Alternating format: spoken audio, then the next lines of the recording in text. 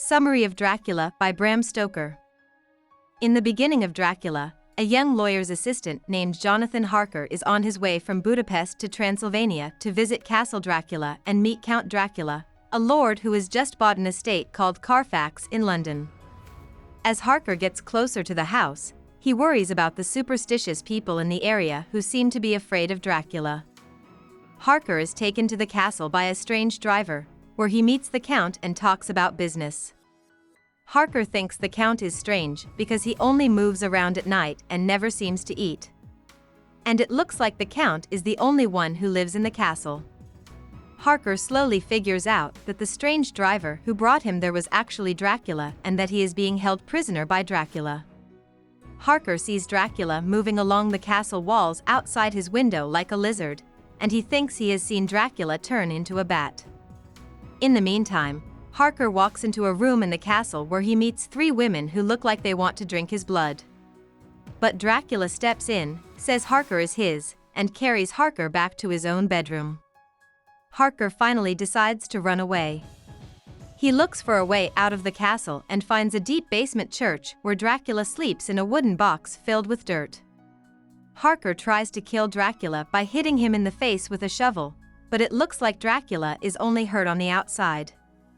Harker gets out of the castle through his window and takes his book with him so he can tell his fiancée Mina about what he has been through. At the same time, Mina and Lucy, two young English friends from the top middle class, are on vacation at the port of Whitby. Lucy starts sleepwalking, and Mina finds her one night in a graveyard above Whitby, hunched over a rock with a scary shadow above her. Mina takes Lucy back to her house, and over the next few days, she sees that Lucy's condition seems to be getting worse. Mina calls Arthur, a nobleman and Lucy's fiancé, Seward, a doctor and head of an insane hospital in London, and Morris, a man from Texas, to help Lucy. Seward and Morris used to like Lucy, but now they are her friends. When Seward realizes he doesn't know what's wrong with Lucy, he calls his old professor from Amsterdam, Abraham Van Helsing, to help Lucy. Van Helsing thinks he knows what is making Lucy sick, but he doesn't tell Seward and the rest of the group right away. Lucy seems to lose blood at night, so Arthur, Morris, Van Helsing, and Seward all give her blood to help her stay alive. But after a while, these transfusions are no longer enough. One night, when the men of the group are away and Lucy's elderly mother is in her bedroom, a wolf jumps in through Lucy's window and runs out. Lucy writes about what happened in her diary, and her mother dies from the shock of the attack. After that, Lucy can't be saved by more blood transfusions, and the guys of the group hold her as she dies. Mina has been taking care of Harker in Budapest. After his time with the Count, Harker had a nervous breakdown and thinks that the strange things he saw at Castle Dracula were just dreams. When Mina and Harker get back to England, Van Helsing tells Harker that his meetings with the Count were not hallucinations, but real. Van Helsing gathers the men of the group and tells them that Lucy is not really dead, but is an undead vampire. The men go to Lucy's grave and see her walking around and trying to drink the blood of children. They then kill her by putting a stake through her heart and cutting off her head. Even though these things scare Arthur, Morris, Seward, and Harker, they agree to find Dracula, who they think bit Lucy in England, and truly kill him.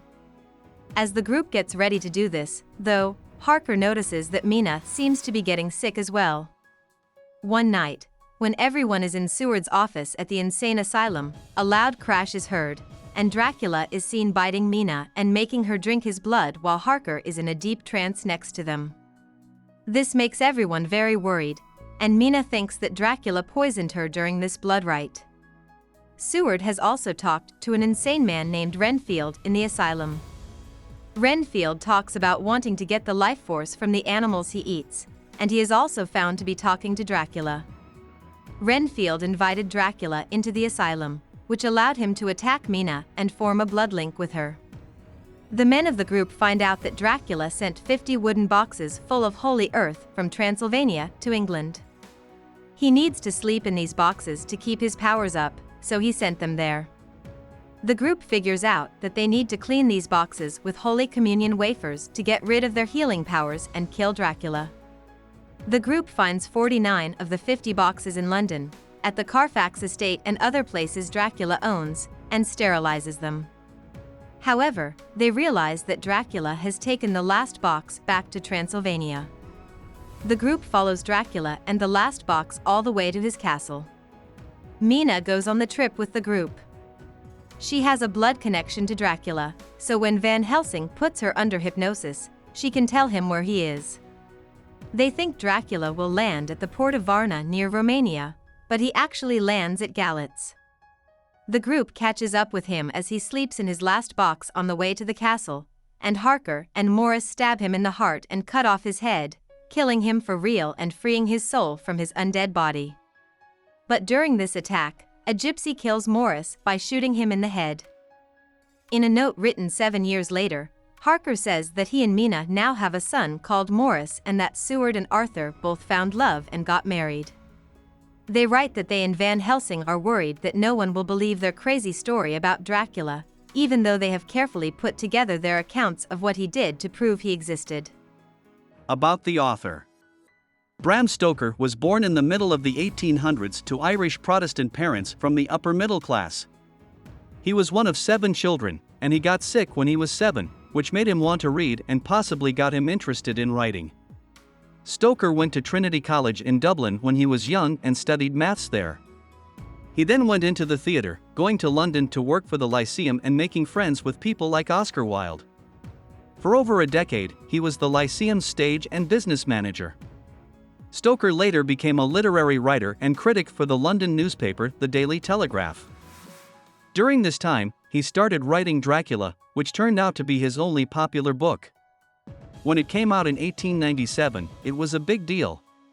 Before he died of a stroke in 1912, Stoker wrote other books and short stories, but none of them got as much attention as Dracula.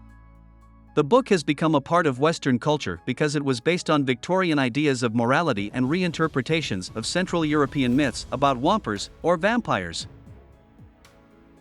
Hope we summarized it fully and you liked it.